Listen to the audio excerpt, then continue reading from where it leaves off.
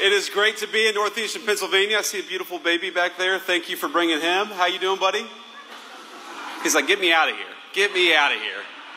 He'll worry about politics later. He's not old enough to vote, so let me just say a few things about where we are before I get into what I want to talk about, which is the one big beautiful bill and the way that it's going to bring Pennsylvania roaring back and American manufacturing roaring back to life. And that's this. This is a beautiful, great facility and a great business, and what it means to have a great American machining company right here in northeastern Pennsylvania is a few things. First of all, it means that this facility employs people who are participating in the proud tradition of American manufacturing, of making great, big, and beautiful things with American workers and with American hands. And I know a lot of you participate in that work every day. But I've got a bit of a personal connection to this facility because my father, who passed away a couple of years ago, my father, when I was born, worked in a machine shop in Hamilton, Ohio, in southwestern Ohio, a business called Hamilton Tool. And eventually, like a lot of businesses like that, Hamilton Tool was not doing too well because what the Chinese and other Asian, primarily Mexican manufacturing economies were doing is they were stealing American jobs. They were making it easier to undercut the wages of American workers, and the United States lost a lot of great, big, beautiful factories during that period, thanks in large part because of bad decisions made by American leadership. And to have a business like this in northeastern Pennsylvania, I'm sure it hasn't been easy. You've got 36 employees here, and I know every single one of them work hard every day. But this is a great company, a great American success story. And while you guys thrived with bad policy coming from Washington, D.C., I think that you're going to take off into a rocket ship with good policy coming from Washington, D.C. under Donald J. Trump's leadership.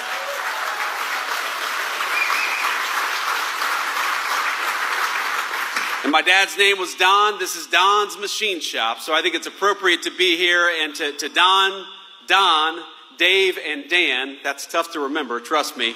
Thank you all for building a great business here in northeastern Pennsylvania. And thank you all for having me and all these great people here to celebrate the accomplishments of the last 6 months.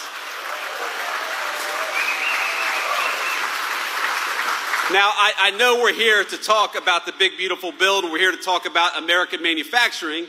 But I thought it'd be okay, especially since Kelly Loeffler, our great SBA administrator, she's doing a hell of a job. Kelly, thank you for being here. Thank you for doing everything that you do. And, you know, Kelly did such a good job talking about what the big, beautiful bill would do for all of you. I don't think I have to talk about anything except for what I want to talk about.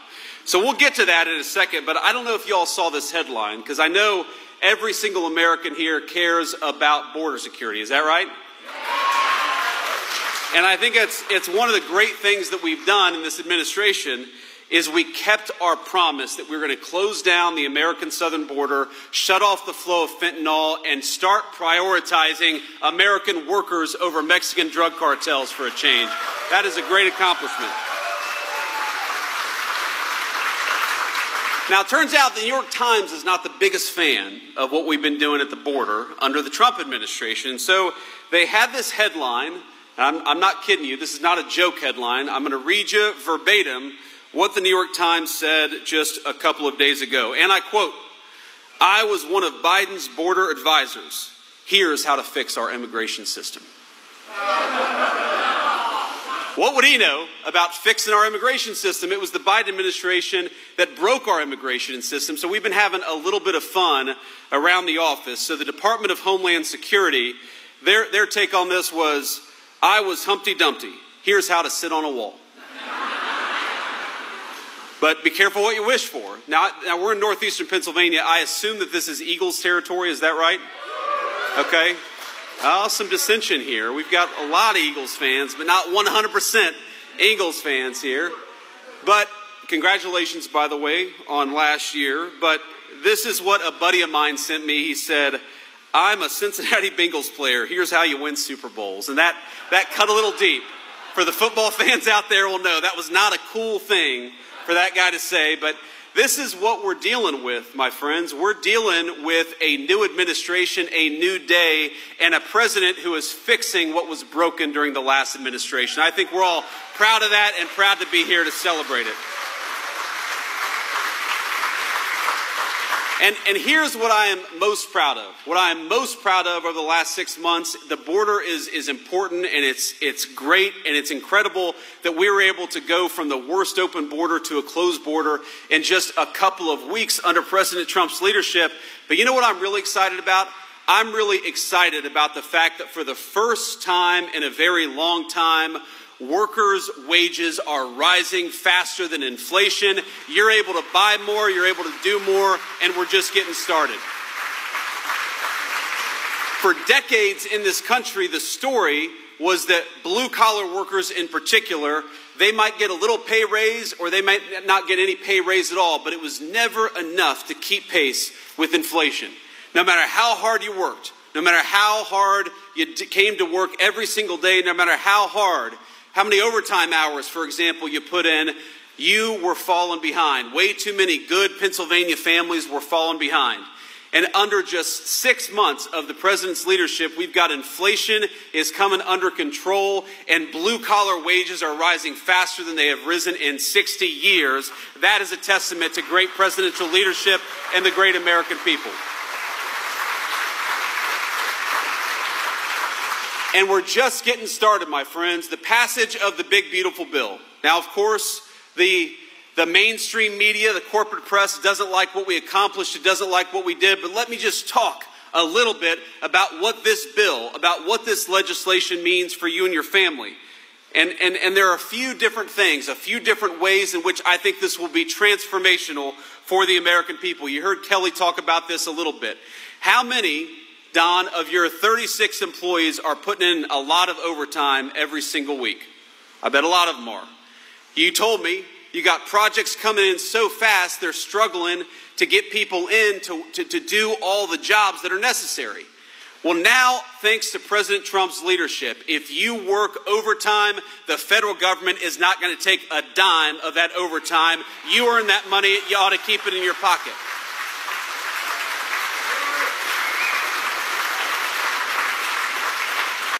And while we're on that topic, why is it? You know, the big, beautiful bill was about taxes, it was about spending, it was about investing in America's future.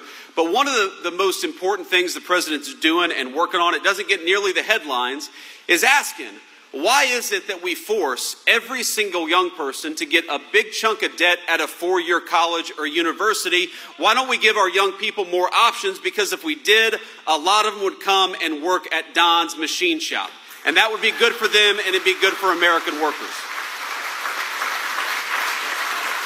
You know, we think it's fine. If you want to go to college, go to college. There's a lot of opportunity out there. But if you want to work with your hands, if you want to build something, if you want to build a house, build a bridge, make one of these incredible orders that comes into this small business right here in northeastern Pennsylvania, your government should not be forcing you to do what elites in Washington want you to do. You ought to be able to chart your own course and your own career path, and the Trump administration is going to fight for that.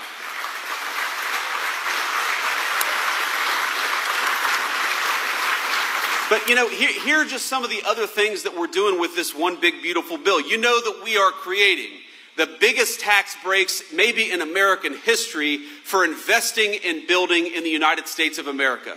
So if you're a small business, if you're a medium-sized business, if you want to invest in American workers, we are going to make it so you pay less taxes. Invest in Americans and your government ought to reward you. Isn't that common sense?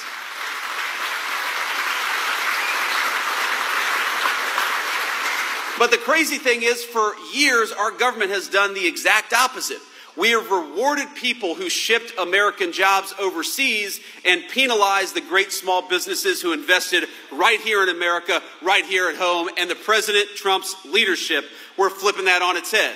If you're building here, if you're making here, if you're working in the United States of America, we just gave you a big, fat tax break. But if you're going to ship American jobs overseas, thanks to Donald Trump, you're going to pay a big, fat tariff. It's time to invest in our own country and our own people once again, and we're doing it.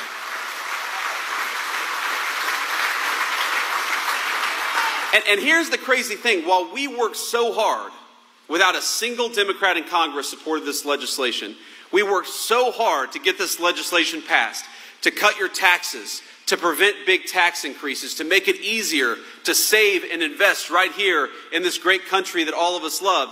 Would you believe that the Democrats, they are attacking us every single day? And you know what their big line of attack is? Their big line of attack is that Donald Trump dares to put tariffs on foreign countries who try to bring their crap into the United States of America. And that's interesting to me, because Democrats seem to like everything that increases taxes. If you've got a health care problem, they'll say, well, just raise taxes, right? Health care costs in this country, we're working on it. They're way too expensive. Democrats will say, well, just raise taxes. We got not enough people working. Democrats will say, just raise taxes. That's their solution to every single problem. But you know, the one group of people in the entire world that they don't seem interested in penalizing, it's foreign countries that take advantage of this country, and that's got to stop. Part of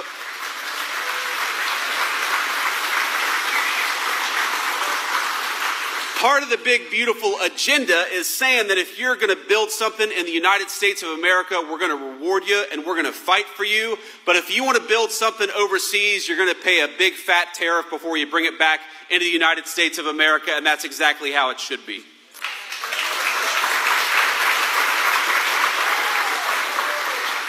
For the first time, really in my lifetime, I'm 40 years old. I turned 41 in a couple weeks, but don't remind me. I appreciate that. I said don't remind me, but thank you. But here's the thing. For the first time in my life, we significantly cut the long-term spending problem that we have in this country. Because I see a lot of young people out here. And you know what I don't want to pass on to my kids and grandkids is this giant debt bomb that's hanging over their head for the rest of their lives. And thanks to President Trump's leadership and thanks to a lot of hard work from congressional Republicans, we are finally turning that around, getting Washington's spending under control in the same way that you've got to manage a household budget. The politicians in Washington ought to manage their budget in the exact same way.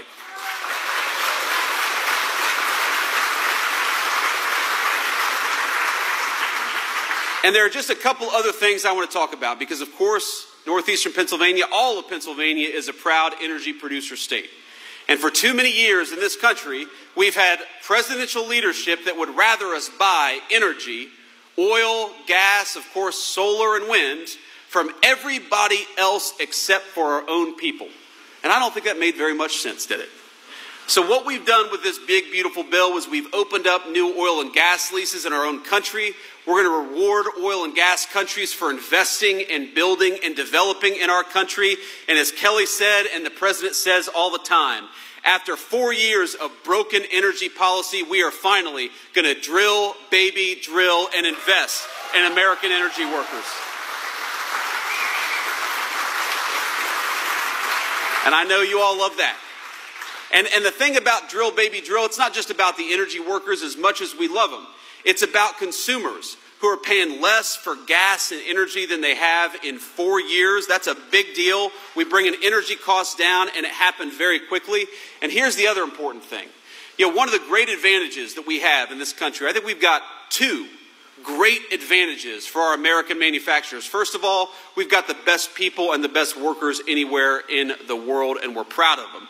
That's the first big advantage. The second big advantage is we can produce energy more cheaply in the United States of America than anywhere else in the world. You look at some of these other countries, you look at China, you look at Mexico, you look at these other nations that we're competing with, and the biggest advantage we've got is that we can produce with American workers energy far more cheaply than they can. So why did we have a president for 4 years who said we're going to buy oil and gas from anybody else? We have a president now who says we're going to buy oil and gas from Americans, from American workers and American families, and we're going to build great things doing it.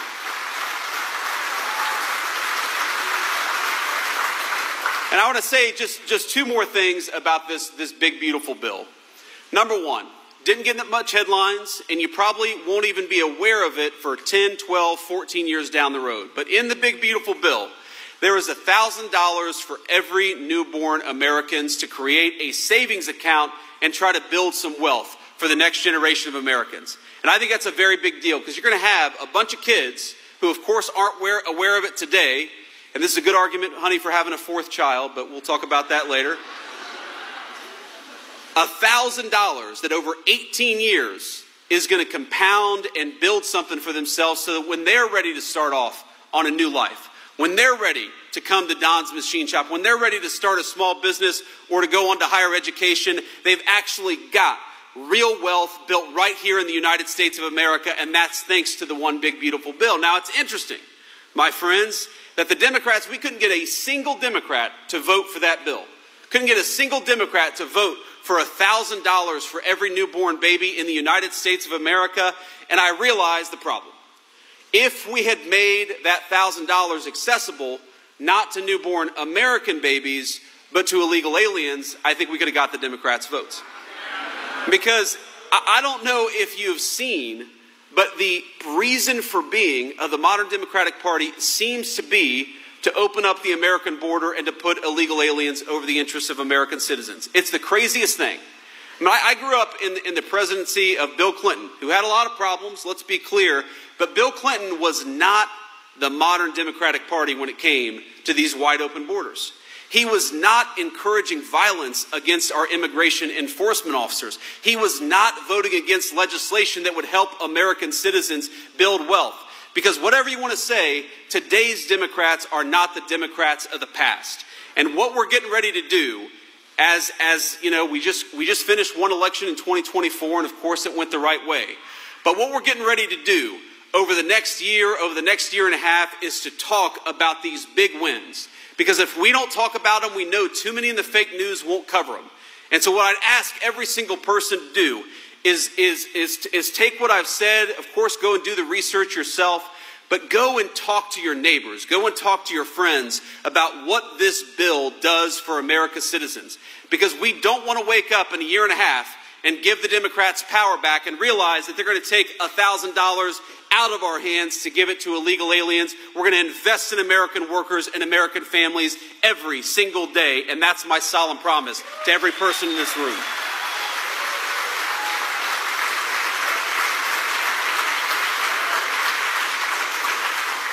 And I want to close here because I know, we're in the middle of the day, and I appreciate y'all spending a little bit of time with me. I think I've already gone well over the 12 minutes they told me to speak, but you give a politician a microphone, and what do you think is going to happen?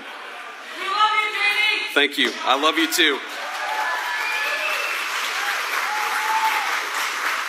And I want to say a couple notes of thanks. First of all, you guys are very lucky to be represented by some high-quality leadership. And I'm going to give a shout out to Congressman Brejnahan. I think he's here. Congressman, thank you so much for everything that you've done.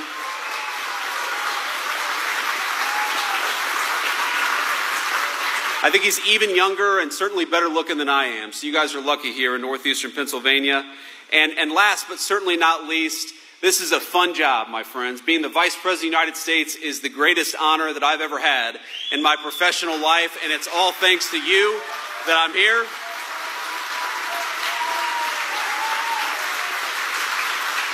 But it is a hell of a lot more fun to do it with somebody you love by your side. So Usha, thank you for everything, and thank you for making this possible.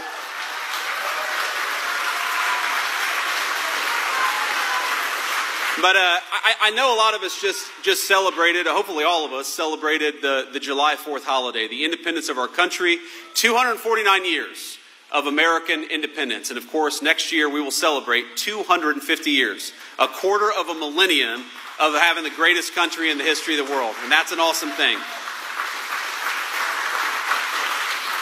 And I'm not sure, of course, what you all did on the July 4th holiday, but we were actually in North Dakota. And I was at Teddy Roosevelt National Park, or the soon-to-become Teddy Roosevelt National Library. They're still building it. And I'd never been to North Dakota before, and I was there, of course, with Usha and with our 3 kids. And my little 3-year-old daughter, she brought me this dandelion. And she it was one of these dandelions where, her little 3-year-old lungs just couldn't blow these seeds all over this beautiful Badlands hills. And I'm looking out there and I see the American flag and I see these beautiful hills and I help her out and we see these dandelions floating over this beautiful American scenery. And I think to myself, my God, what a beautiful country we have. And how lucky it is that our forefathers gave us this land to carve out a new nation and I think a new civilization. And what I realize is, in all of our jobs, whether you're working at Don's Machining or whether you're the Vice President of the United States, we're worried about the day-to-day. We're worried about the orders that come in. We're worried about, clients that we've got to serve. We're worried about, getting the big, beautiful bill passed and counting votes. That's what I was doing a lot of the last few weeks. But I realized that it's all in the service of something.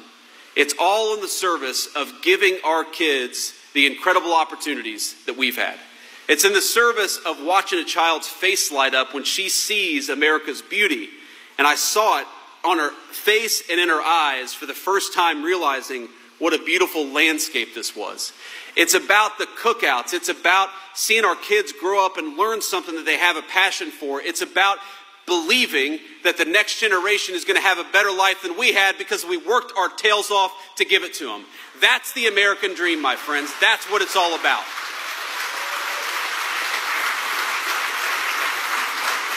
And when I think about what this administration has accomplished over the last 6 months, but more importantly, when I think about what all of us as one big American family have accomplished over the last 249 years, all I can think about is it's time to keep building, it's time to keep working, and it's time to make sure that these beautiful faces, these beautiful kids that I see in this audience, that they're going to have a better life than we had.